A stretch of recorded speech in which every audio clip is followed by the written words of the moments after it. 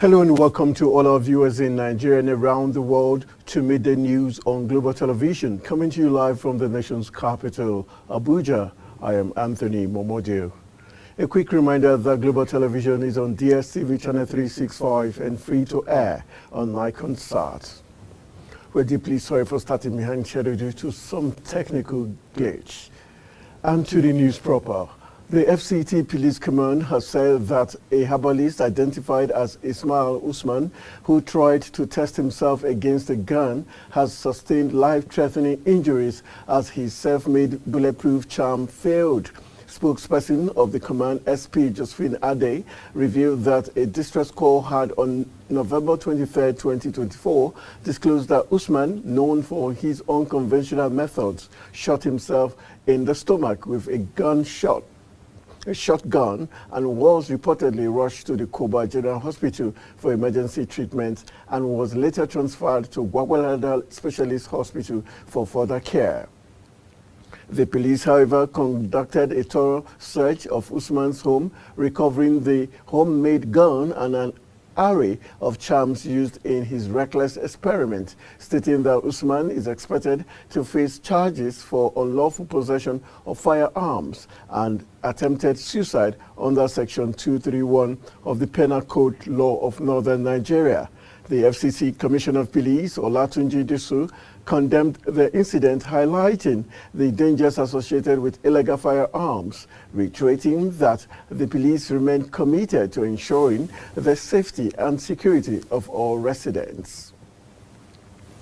The Director of Defense Media Operations, Major General Edward Buba, has disclosed that the troops of the Nigerian military eliminated no fewer than 135 terrorists, apprehended 185 suspects, and rescued 129 kidnapped hostages through well-executed operations across the country in the last 1 week. Major General Buba made this known in a Defense Headquarters weekly update on the operations of the military in Abuja, stating that terrorists in the North Central have begun to take collaborative effort with stakeholders was deployed to encourage the process. He added that the troops recovered 113 assaulted weapons and 2,415 ammunition, comprising 72 AK-47 rifles, 11 fabricated rifles, 15 den guns, 8 pump-action guns, 4 hand grenades, 1 RPG bomb, and a tube, among others. Also, Buba disclosed that the troops in the Niger Delta area discovered and destroyed 900 crude oil cooking ovens, 12 dugout pits, 37 boats, 127 drums, 41 storage tanks, and 82 illegal refining sites. Meanwhile, the Lagos State government has said the aquatic ecosystem is presently under threat due to the excessive and indiscriminate dredging of the lagoon in the coastal areas by illegal operators. The State Commissioner for the Ministry of Waterfront Infrastructure Development, Ekudayo Elebiosu, raised the alarm while addressing dredgers and tipper operators in the state at an emergency meeting in Alausa, Ikeja. Elebiosu, while highlighting the dire consequences of unchecked dredging, which include the potential depletion of sand reserves in the lagoon, sounded a cautionary note about the inherent dangers of their activities. He therefore stressed the urgent need for widespread sensitization programs to educate residents on the dangers of those unsanctioned activities, as he warned that improper and unapproved dredging could lead to catastrophic effects on Lagos coastal line, impacting aquatic life, disrupting ecological balance, and undermining state infrastructure plans. In another development, a former Minister of Aviation, Osita Chidoka, has resigned from the People's Democratic Party, PDP. Chidoka, in his resignation letter to the party dated November 29, 2024, said he had written to his ward in Anambra State about his resignation. He said he is leaving the PDP with immense respect and gratitude, adding that he remains committed to good governance, national unity, and honest public service. Chidoka said he would dedicate his time to his non-government organization, the Antenna Center, which is committed to enhancing public policy and leadership across Nigeria.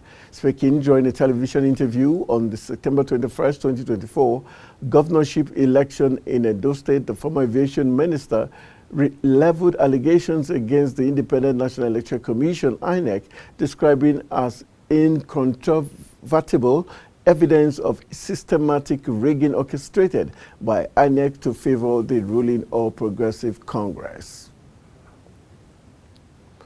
The Aruwa Youth Consultative Forum has condemned the criticism directed at the chairman of the Independent National Electoral Commission, Professor Mahmood Yakubu, following the recent Edo State governorship election.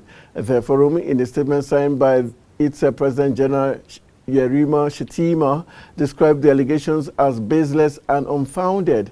The AYCF expressed their solidarity with INEC amidst what it termed unsubstantiated allegations of malpractice, rejecting claims of deliberate failure, just as it emphasized INEC's historical strides in adopting technology to enhance electoral transparency.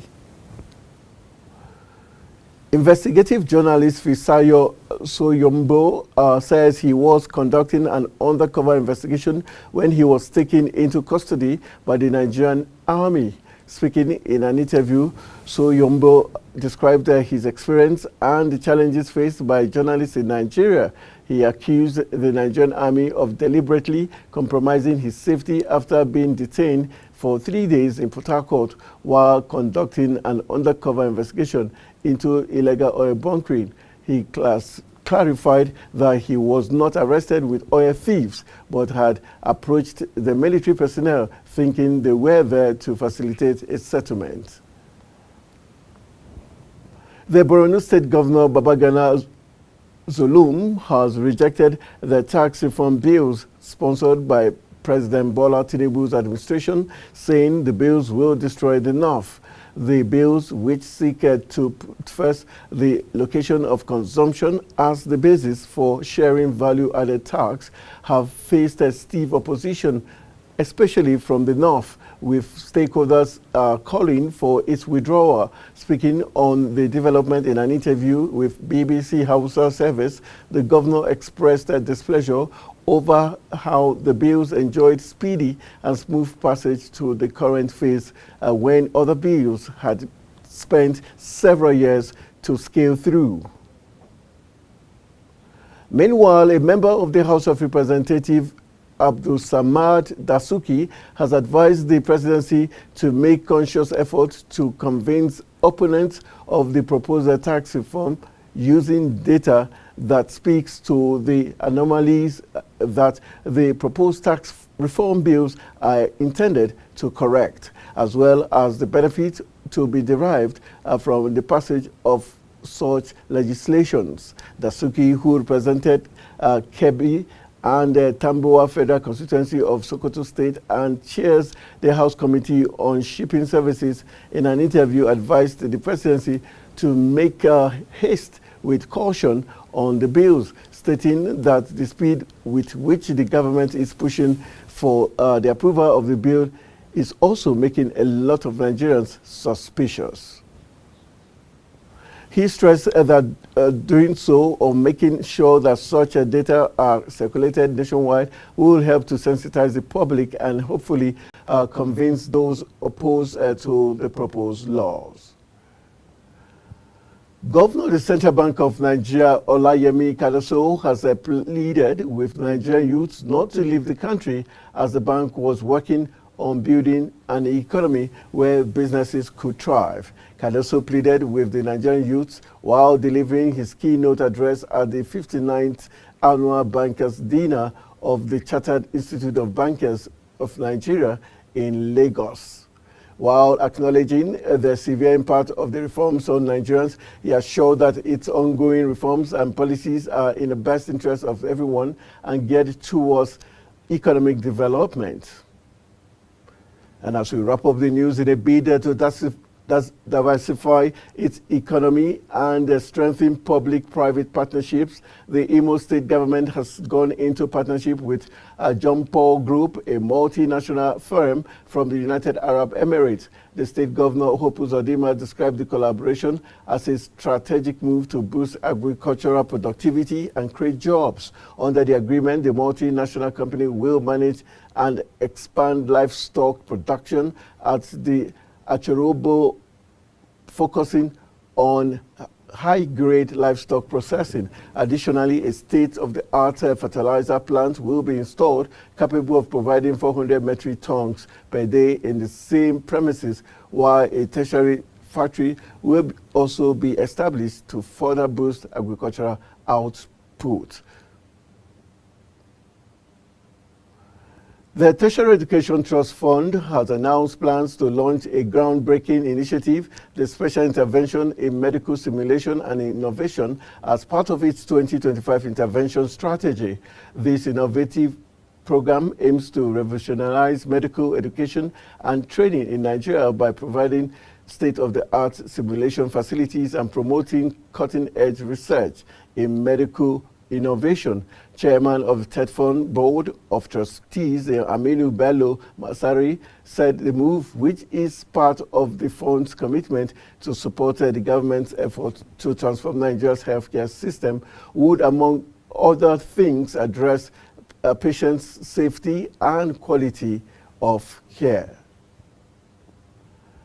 The National Agency for Food, Drug Administration and Control, NAFDAC, has cautioned frozen food dealers to stop the sale and distribution of unregistered and prohibited products. The agency made this announcement during a one-day sensitization program in Abuja. The Director General of NAFDAC, Professor Mojisola Adeyeye, represented by Kenneth Azikiwe, the Director in charge of the FCT Directorate, emphasized that the importation and distribution of banned products must stop to support local farmers and producers of frozen food.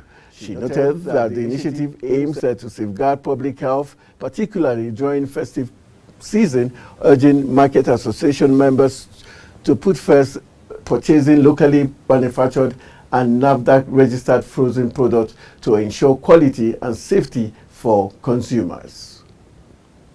And wrapping it up, the National Inland Waterways Authority, NIWA, has sent an emergency rescue team to search for missing passengers of the merchant boat that capsized in Kogi on Friday. The managing director of NIWA, Bola Oyebamji, said this in a statement, adding that the boat capsized in the waters of the Ibe community in Kupa South local government area of Kogi State. He noted that the top management team of NIWA was leading and coordinating the rescue operations, as well as making sure that survivors of the boat mishap would receive urgent medical attention.